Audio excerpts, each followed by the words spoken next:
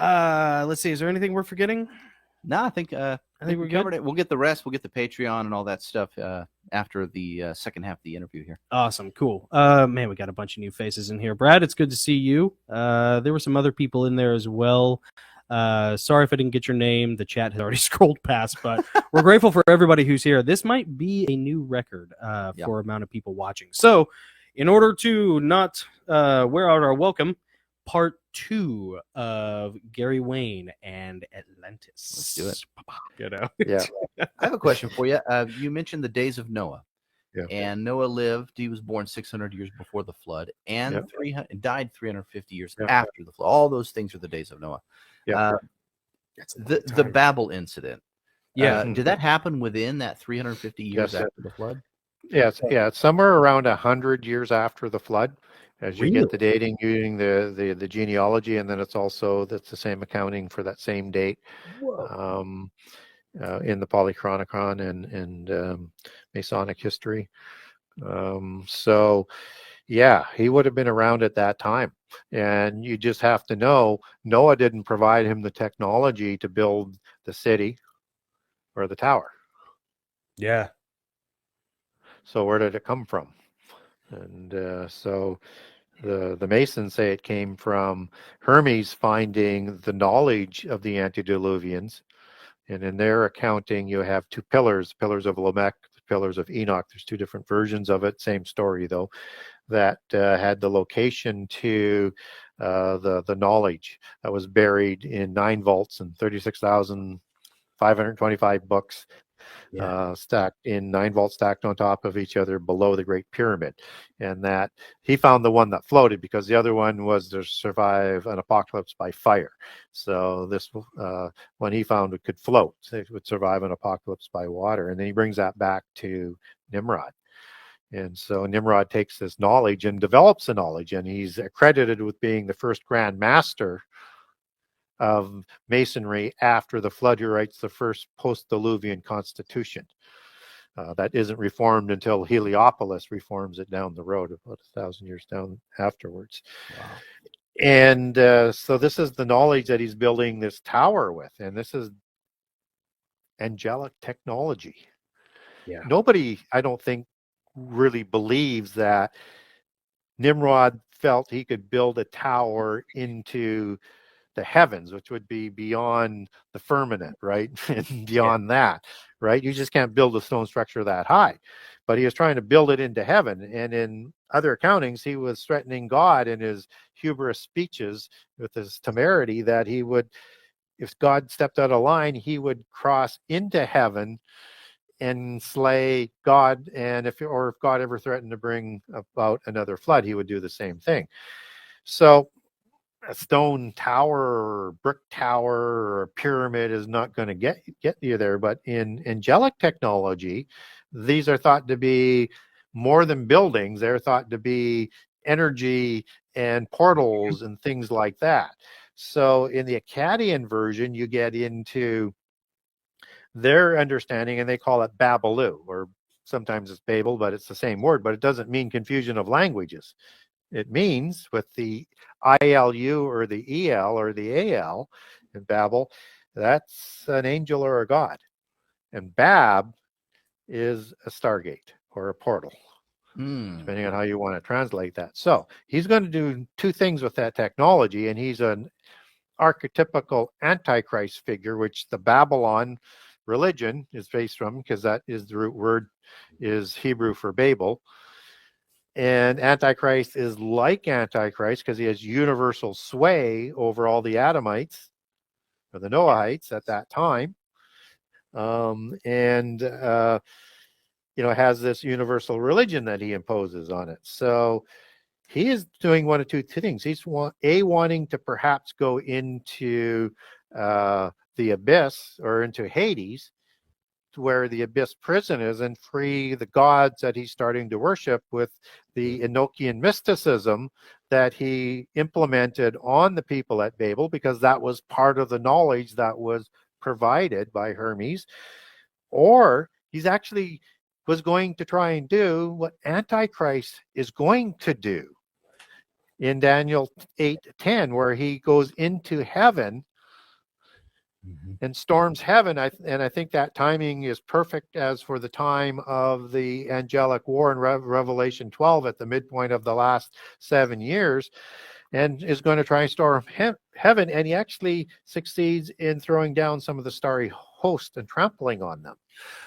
So you're saying that when he went Antichrist into the is temple of God, you're talking about not a physical reconstruction of the temple in Jerusalem. You're talking about he actually succeeds with a Tower of Babel like rending the veil. Yeah, and with a technology that you can go interdimensionally, either into the abyss and or into heaven. And you wonder whether or not that technology allows them to be the ones that are going to unlock the abyss in the last 7 years. Mm-hmm.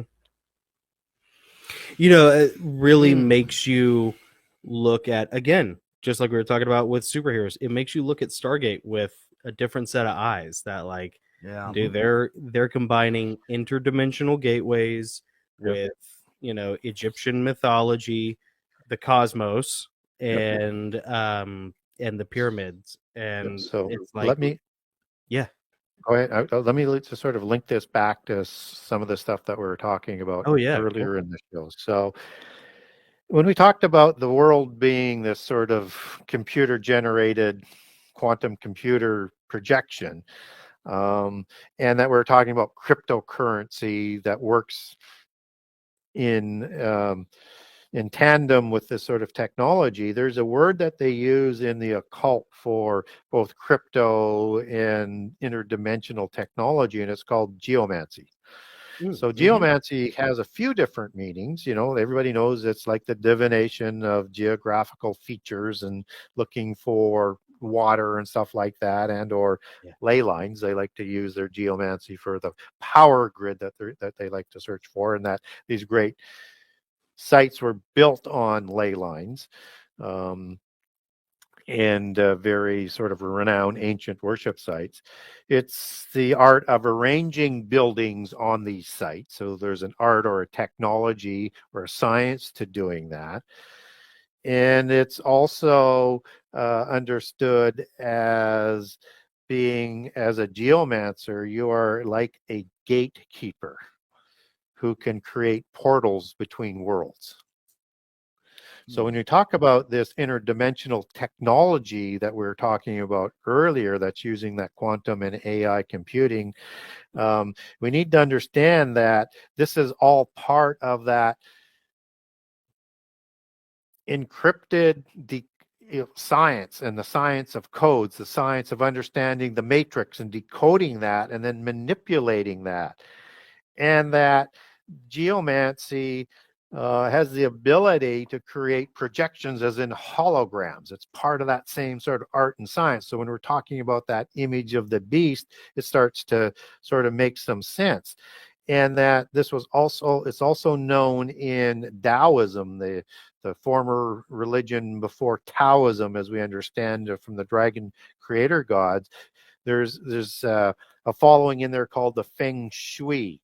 And that is an understanding of working in the spiritual realm at the quantum level. And it's a blend of intention and observation, and is working on consciousness and the vibration and the entanglement of particles as you introduce this geomancy sort of technology. And it's that they believe that the universe is a fabric in Feng Shui, and not matter, but energy and information. So again, it's the same thing as the divine essence that we were talking about, and that everything vibrates with its own consciousness, and that they're able to communicate with these particles, not just receive. They're talking about communication with this divine essence. That's all part of it. And so it's the eternal knowledge of the omnipresence in there. And it is just an amazing renaissance to the days of Noah, as it was both before the flood and then again after the flood, and including Babel, as you're talking about, as to that technology and the interaction of the fallen angels and the giants. And those words, like the days of Noah, they're there specifically as written. And Jesus, being the Word of God, he chose his words quite accurately. Yeah. And as it was written down in Greek, and it's the same exact words to describe Noah's generation. The days of Noah were. And it gives you his lifespan in Genesis 9:29. It's the same days of Noah that is talked about in 2 Peter, in terms of the crimes that were committed by the fallen angels at the time of the flood in the days of Noah, both before and after the flood. And it's the same days of Noah that's equated with the crimes and the spirits that Jesus is talking to in 1 Peter. It's very, very specific language. And the days of Noah, I mean, a day can be a year or a generation, or it could be a single day, or it could be multiple days. It's how it's sort of implied. But when you see the fig tree generation immediately before the days of Noah, and it's the exact same language to the days of Noah generation, it starts to make some sense. And we need to understand everything that was going on, both up to the time of the flood and then up to 350 years after the flood, if we want to understand the signs that Jesus provided us. Yeah.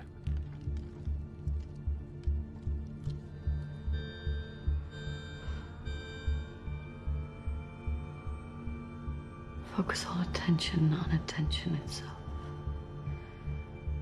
Don't project, just observe.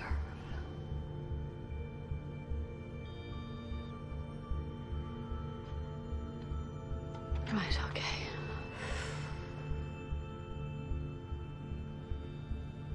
Show me.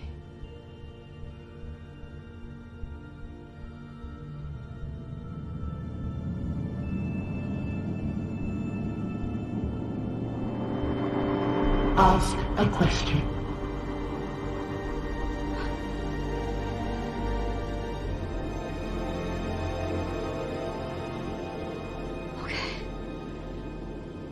Okay.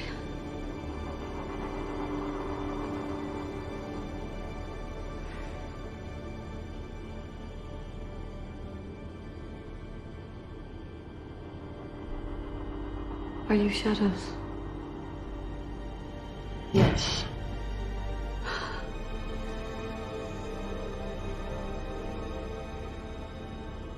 Are shadows the same as Lyra's dust? Yes. And is dust dark matter? Yes. So dark matter is conscious? Evidently.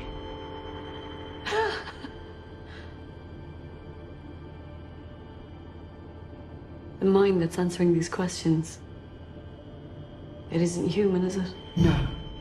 But humans have always known us. There's more than one of you? Uncountable billions. What are you? Angels.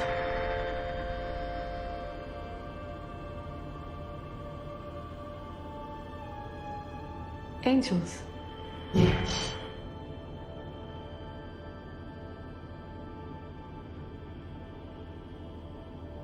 Angels are creatures made up of shadow matter, of dust. Yes. And shadow matter is what we call spirit. From what we are, spirit. From what we do, matter. Matter and spirit are one. You've always been there. Making, stimulating, guiding. So does that mean angels have intervened in human evolution? Yes. But why?